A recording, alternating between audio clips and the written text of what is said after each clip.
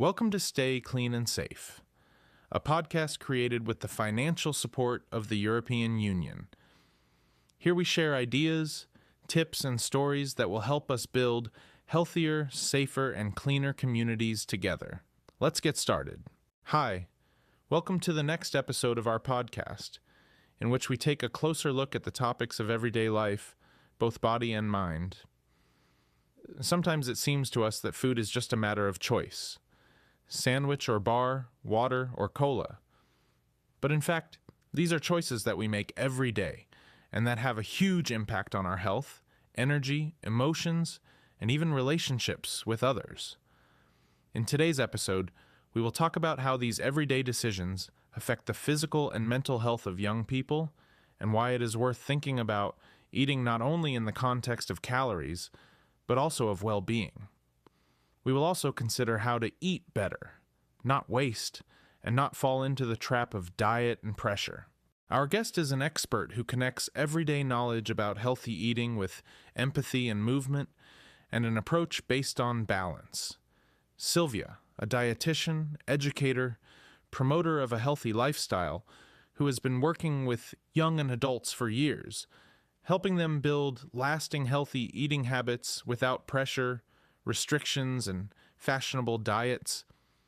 We will talk to her about how to support young people in building a better relationship with food and their own body, why eating is not just eating, and how to combine caring for yourself with caring for the planet. How did your journey with a healthy lifestyle begin?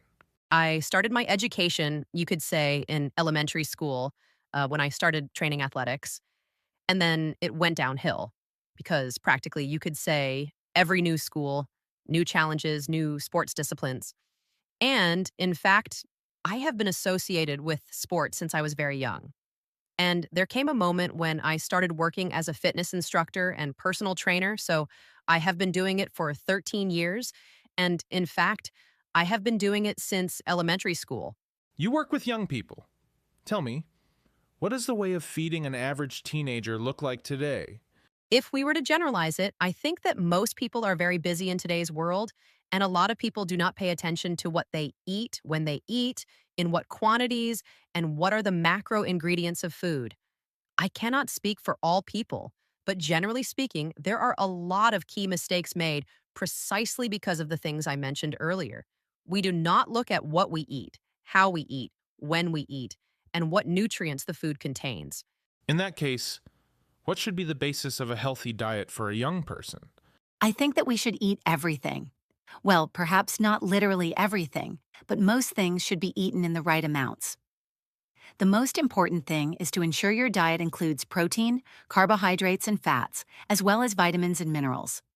In reality, when putting together a diet for each person, you need to take into account their lifestyle, how their body functions, and their individual characteristics, because even genetics can tell us a lot about what diet will be right for someone. When we follow a particular way of eating, we always need to observe how it affects that specific person, whether it works for them or not. Could you give an example of such healthy meals? How to combine breakfast, lunch, and dinner?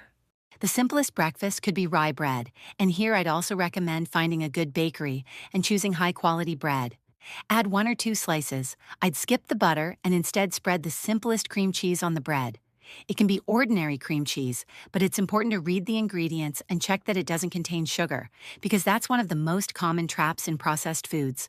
You can also add an egg, mozzarella, light or regular, it doesn't really matter, and, of course, vegetables. If you're having a sandwich, you can add fruit, plain yogurt, or a little more vegetables.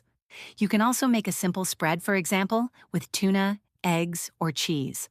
Add some sun-dried tomatoes for a tasty and light touch. This meal will contain carbohydrates, protein, and fat. When it comes to the next meal after breakfast, it's a good idea to have a small snack about 2 to 3 hours later. This could be an energy bar, for example, one with good ingredients, of course. It's important that the macronutrients in our diet are balanced. It could also be a fruit or yogurt. It's always a good idea to make sure there isn't too much sugar in it. For lunch, grains are a great choice, preferably buckwheat since it's very nutritious, or bulgur, for example. Rice is also an option, ideally brown rice. The calorie content may be similar, but the health benefits are greater. Add some potatoes, preferably without heavy sauces. A piece of meat is fine, but it's important that it isn't deep fried. It's best to bake it in the oven, steam it, or lightly sear it, and then finish baking. Of course, add a selection of salads or pan-seared vegetables. We try to avoid mayonnaise and heavy sauces, as they significantly increase the meal's calorie content and reduce its nutritional value.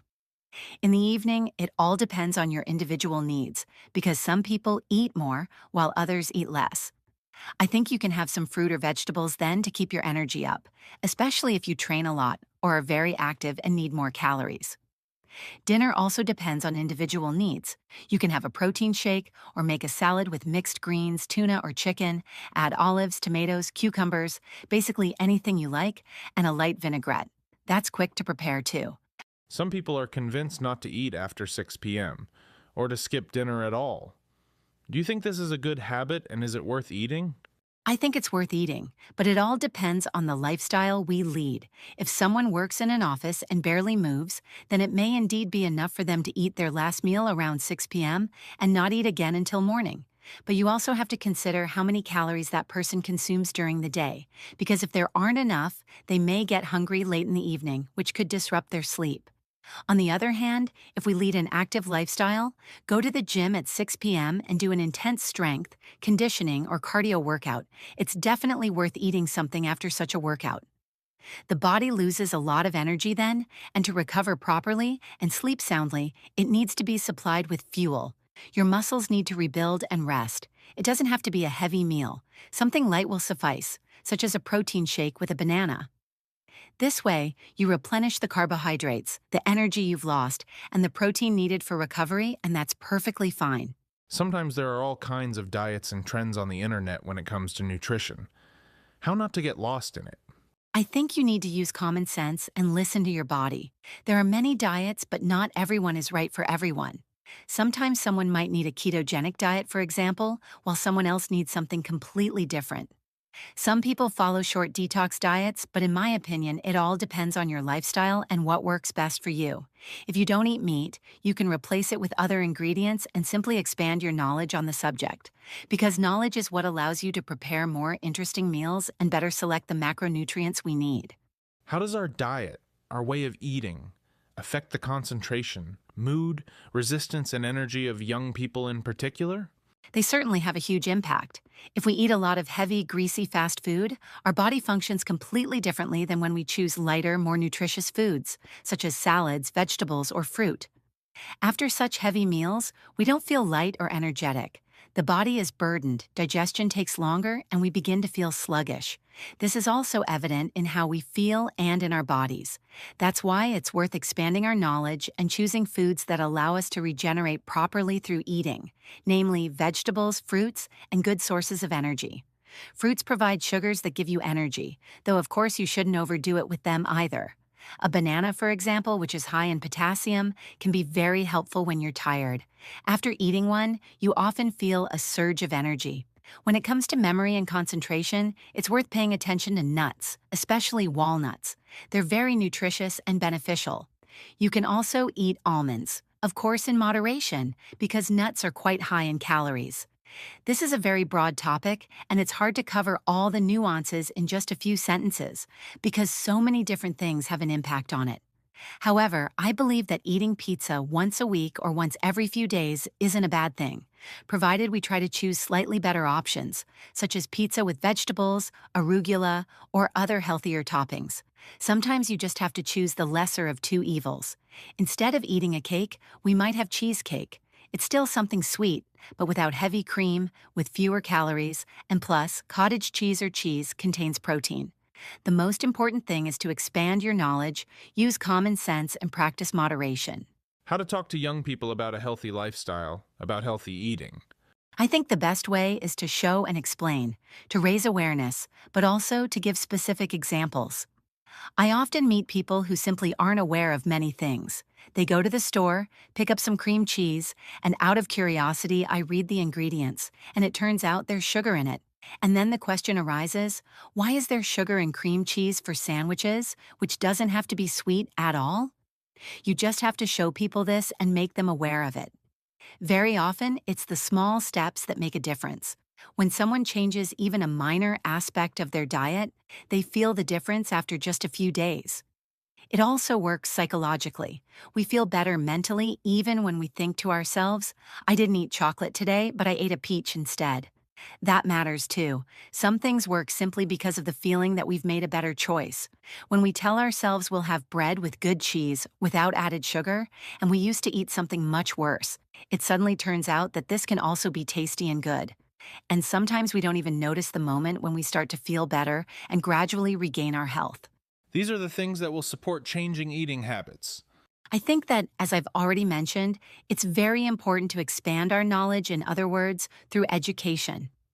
It really does make a big difference because greater awareness gives us more room for maneuver and allows us to make more informed choices about what's good for us and what isn't.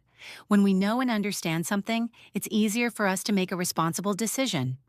Today, the primary tool for gaining this knowledge is, of course, the internet. There are also many valuable books that I highly recommend and which are worth having even in paper form. I also think that a good tool for supporting change is the gym, or more generally, an environment associated with sport and a healthy lifestyle. It's something that draws us in, whether we want to or not. We'll always hear something, learn something. It's one of the best tools, though of course it requires us to get moving and leave the house. But it also has that additional health-promoting aspect we've already mentioned. We get active, we go out among people, we take our minds off our daily worries, we focus on something else, we meet others, we chat, we laugh. This mechanism starts to work, and suddenly we find that we're richer not only in knowledge, but also in new experiences and a greater willingness to make changes, because we simply see that it has a positive effect on us. I'd also like us to talk about zero waste. Can we say that this idea is connected to healthy eating? And how can it be introduced in practice? I definitely think so, because zero waste involves, among other things, not wasting food and making more thoughtful shopping choices. We don't buy everything that happens to be available or what we've always bought. Instead, we really think about our choices. If we want to change something, it requires a certain level of commitment from us. It's worth taking a moment to read the labels. You can also use various apps that scan products or simply check the information online. It's better to buy less but more often. For example, bread with good cheese or pasta with meat. Sometimes a simple flatbread with quark or yogurt is enough.